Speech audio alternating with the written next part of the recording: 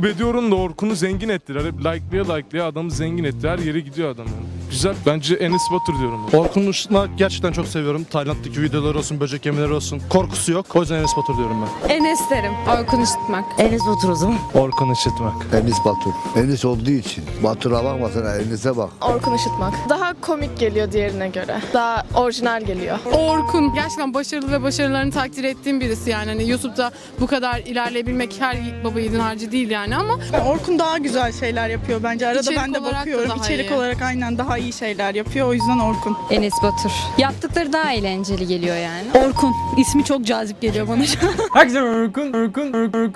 Orkun Işıtmak. Bana daha eğlenceli geliyor. Enes abi. Bana daha iyi geliyor abi. Takipçisi çok. Enes. Komik. Eğlenceli. Tabii ki de Enes abi. Karizma yani. Takipçisi bile çok yani. Ben size burada mesleğimin harici ters bir laf etmedim. Ben burada size kaliteli bir yaşam sunuyorum. Enes Batur. Enes Batur. Daha komik. Güldürüyor. Enes Batur. Enes Batur.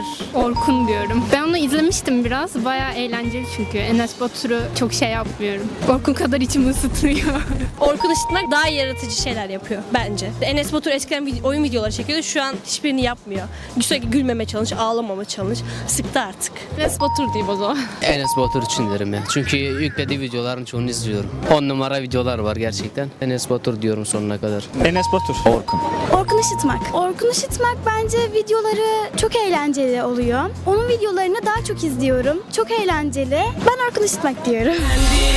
Bu Enes Batur'la her zaman oyunda.